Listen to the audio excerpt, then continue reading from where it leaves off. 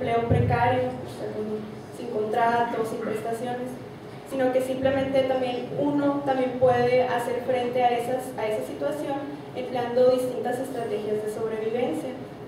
Esto pues sería ya otra discusión y que tendría que abordarse con más cuidado, ¿no? Y con otro tipo de método que sea, por ejemplo, cualitativo, que abarque más que también que los datos cuantitativos, ¿no? Sí, aquí está más o menos, ¿no?, lo que decíamos de la inseguridad y indefensión que experimentan comunidades, familias, el manejo de recursos y estrategias que utilizan comunidades, personas, ¿no? Sí, por favor. Entonces también esto de identificar qué estrategias utilizan estos hogares sería una dimensión muy importante de la vulnerabilidad social y algo que también aporta a los enfoques de pobreza. Esas dimensiones también culturales, a lo mejor también que tienen que ver con cómo los hogares hacen para que rinda el gasto, por ejemplo, para que rinda el ingreso para solventar los gastos del hogar, y cómo se reparten incluso las tareas dentro del hogar para que se pueda dar esa división del trabajo, por ejemplo. Siguiente. Bueno, la metodología, vamos a explicar un poco, pues es sencilla, ¿no? Se revisan los enfoques de vulnerabilidad y se analizan datos cuantitativos de los estudios socioeconómicos que mencionamos que aplicó la Universidad de Sonora de 2009 a 2012 en Sonora. Pues se enfatizan las variables de ingreso, de empleo, de dependientes y aportantes de ingresos, eso es muy importante, y la composición familiar mediante la utilización de una base de datos, ¿no? Siguiente. Las principales ciudades estudiadas fueron Hermosillo, Cajeme, Nogales, se encuentra también Navojoa, Cananea, San Luis Río Colorado y algunas otras que no son muy representativas numéricamente. Sí, por favor. Bueno, vemos algunas características de esta población estudiada. El sexo pues está casi igual entre hombres y mujeres, ¿no? Hay un poquito más de hombres que solicitaron el estudio socioeconómico Infonavit. Sí. El estado civil, pues la mayor parte son casados, siguen los solteros. Siguiente. Bueno, no está en orden, pero vemos que destaca el dato de que el tipo de familia de monoparental femenina es muy numeroso con relación también al número de familias de hogares nucleares.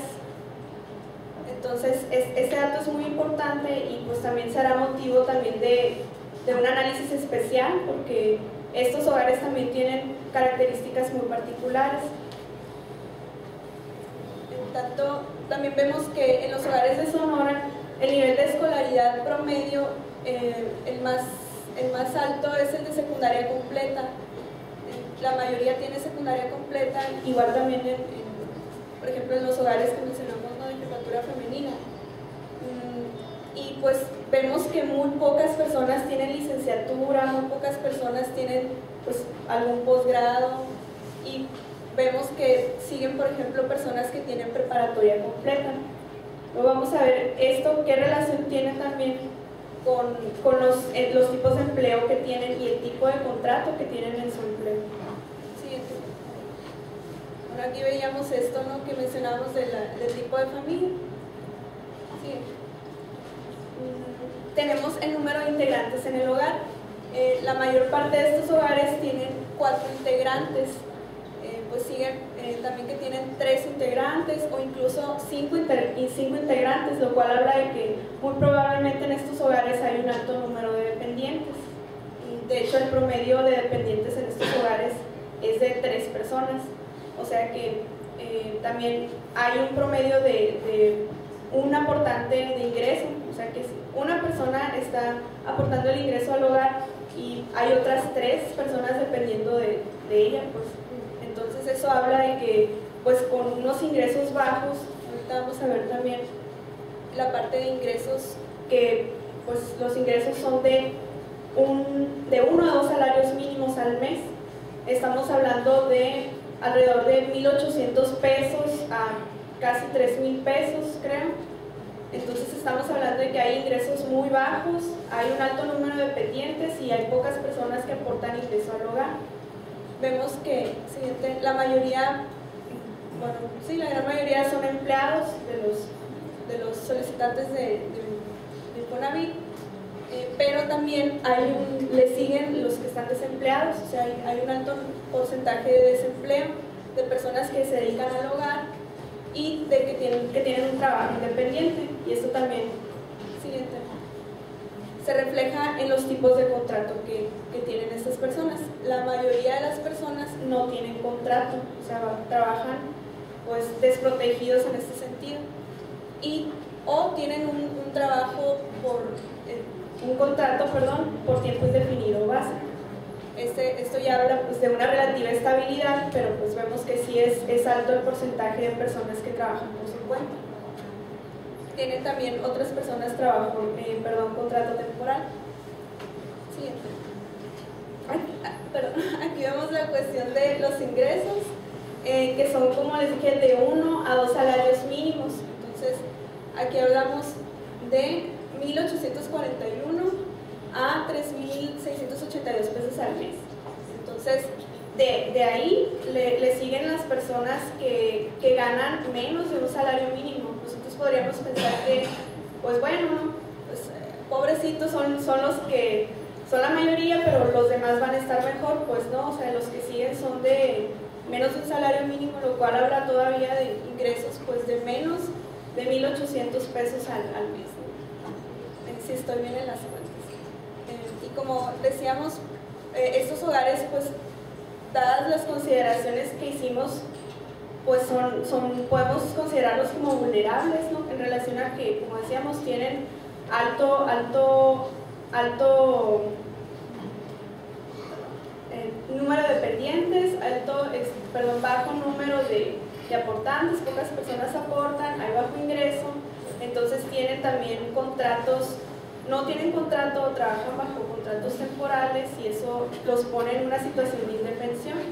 Ya será trabajo para tesis, ¿no? Seguir explorando las estrategias de sobrevivencia de estos hogares, o sea, cómo, dadas estas condiciones en las que se enfrentan, cómo le hacen para resolver su situación, ¿no? Para que les alcance el ingreso y puedan llevar a cabo pues, las actividades en el hogar. Gracias.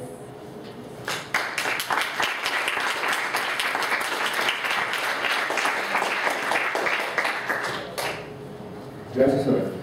A continuación, toca el turno de Emiliano Sánchez Garza, como visita a la Universidad Autónoma de Nuevo León, y su ponencia se llama Responsabilidad Social Empresarial, el caso FEMSA. Adelante. Buenos días. Bueno, lo que voy a presentar aquí es un avance de tesis. Lo que he hecho hasta ahorita es la parte teórica de la misma y estoy apenas entrando al estudio empírico. Para iniciar, hago el planteamiento del problema, en donde expongo básicamente que la responsabilidad social empresarial es un concepto con muchas interpretaciones y hace falta tiene muchos puntos por consensuar, entonces hace falta saber qué interpretación se le da y pues para hacer un concepto estándar, tratar de desarrollar un concepto estandarizado. Sí, por favor. Esta es la estructura de mi tesis hasta el momento. Los 3 primeros capítulos están básicamente ya completos. Lo único que les falta es un poco arreglar un poco de detalles. En el primero de ellos, bueno, es el protocolo de investigación, planteo los antecedentes, el problema y demás. En el que sigue hablo sobre los orígenes de la empresa, cómo surge esta en la Edad Media, cómo transcurre hacia su modo de una institución moderna y cómo llega la situación social mundial a plantearse la necesidad de una responsabilidad social por parte de la misma. Después, en el marco teórico, aclaro la genealogía del concepto de responsabilidad social basándome en 3 o 4 diferentes autores, y paso al caso de FEMSA, que es el capítulo que todavía está en construcción y del que les voy a hablar un poco ahorita, ya para estudiar cuál es su concepto de responsabilidad social empresarial. Le damos a la que sigue, por favor. Bueno, mi objetivo general es conocer la genealogía del concepto de responsabilidad social empresarial, sus diferentes etapas, su actual interpretación, para analizar conceptual y empíricamente las características predominantes del informe de responsabilidad social empresarial de FEMSA en Monterrey. Siguiente, por favor. Como objetivos específicos planteo, bueno, conocer el concepto de la RCE, conocer la historia de la empresa en tanto institución moderna, su evolución evolución y conformación, conocer y caracterizar el enfoque de la responsabilidad social de FEMSA a partir de la literatura revisada y contrastar este enfoque con los resultados de los programas y las acciones que FEMSA ha tenido y tienen impacto en la comunidad. Las preguntas de investigación: ¿cuáles son las características de la RCE en FEMSA? ¿Cómo se expresa en la práctica esta RCE? ¿Y cuál es la correspondencia de FEMSA con las demandas de la sociedad civil? Para trabajar me permití realizar una definición operativa basándome en las definiciones de los distintos autores.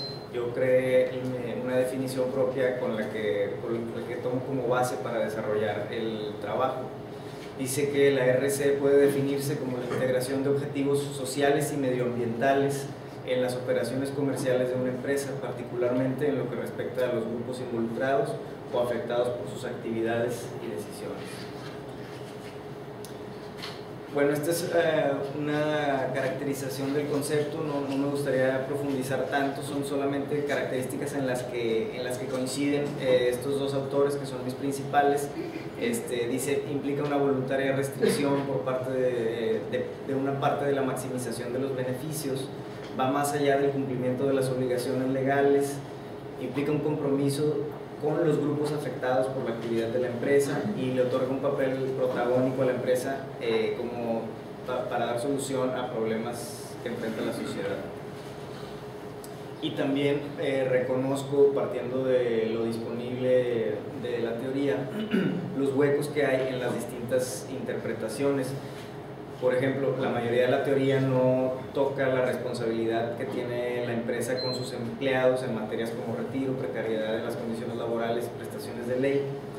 No toca tampoco la responsabilidad que hay con los consumidores y en la economía, en cosas que se dan entre mercados, como es los acuerdos entre competencia para fijar productos o los privilegios fiscales, como en el caso de México. Y en la población económicamente activa, por el hecho de que no hay una cuota de inserción de trabajo, de nueva fuerza de trabajo al mercado laboral. Bueno, esto es la estructura corporativa de FEMSA. FEMSA está conformado actualmente principalmente por la empresa OXXO, que es la parte central, que le llaman FEMSA Comercio, de la cual poseen el 100%. De Coca-Cola poseen el 48.9%, es también un negocio importante, y la cervecería, lo que antes era cervecería Cuauhtémoc Moctezuma, ahora Heineken, de la cual participan con un 20%